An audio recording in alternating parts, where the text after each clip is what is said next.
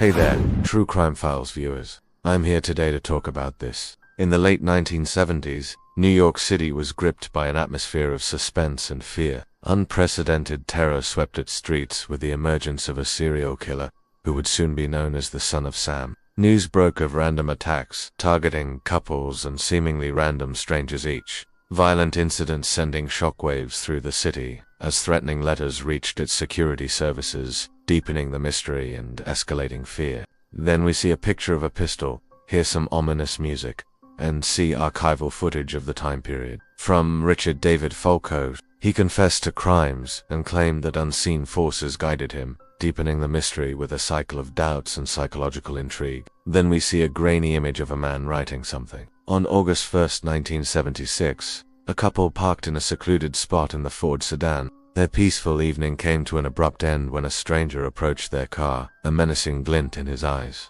He fired multiple rounds, leaving the woman wounded and her companion lifeless. This chilling incident marked the first in a series of attacks that would send shivers down the spines of New Yorkers.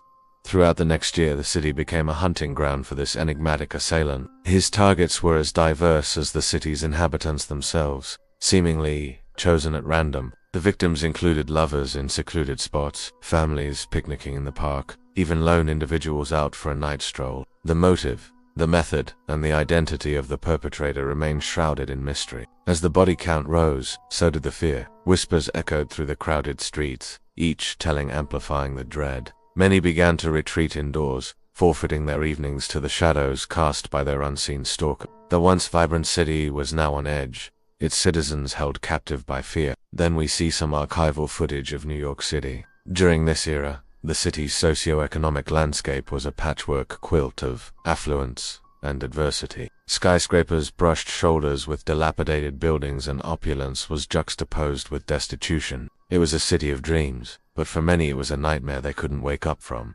But how did this come to be? Let's go back to the beginning. Born Richard David Falco on February 1953 in the Bronx, New York, his birth certificate stands as a testament to humble beginnings.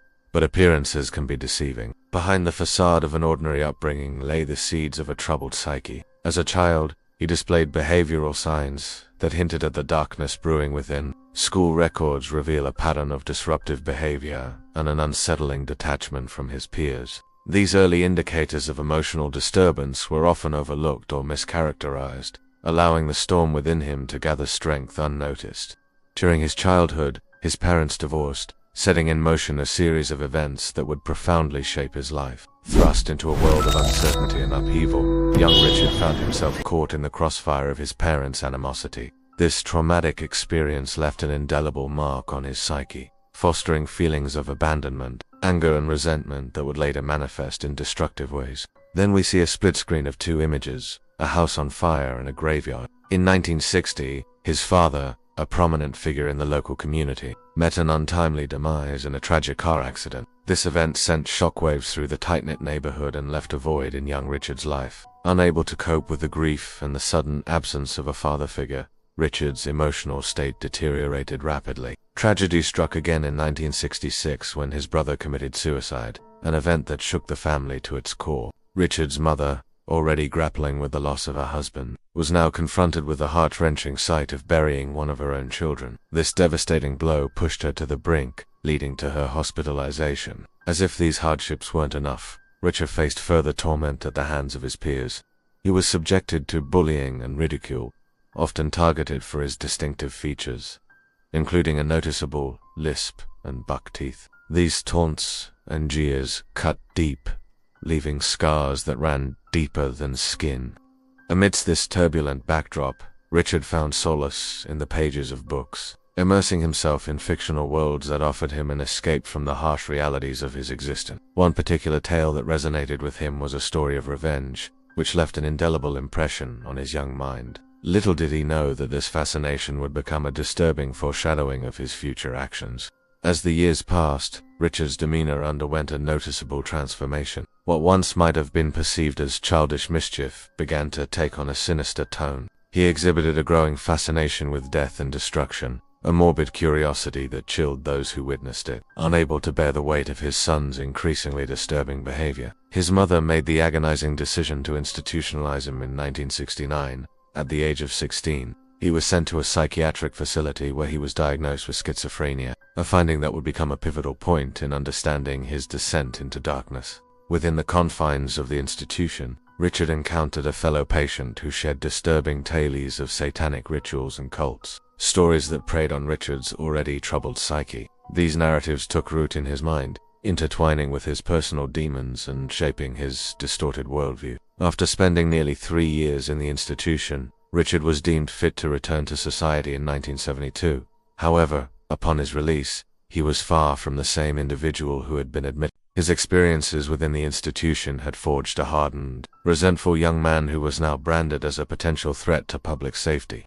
He drifted through various menial jobs, unable to find stability or purpose. The stigma associated with his institutionalization followed him like a shadow, limiting his opportunities and fueling his simmering rage. As the relentless summer heat of 1976 descended upon New York City, a sense of unease began to creep into people's lives. It started subtly, a heightened awareness of the shadows cast by the towering buildings, the sudden urge to walk a crowded street with a companion. The city that never sleeps was starting to dream of danger, and then the nightmare became reality. The tranquility of a summer evening was shattered. Couples in their cars parked in secluded areas became targets. Families enjoying a picnic in the park or strolling hand in hand no longer felt safe. The random, seemingly senseless nature of these attacks amplified the terror. People were grappling with an unseen enemy whose motives were as enigmatic as his presence. The police were faced with a grim tableau, a series of inexplicable murders that seemed to mock their ability to protect the city.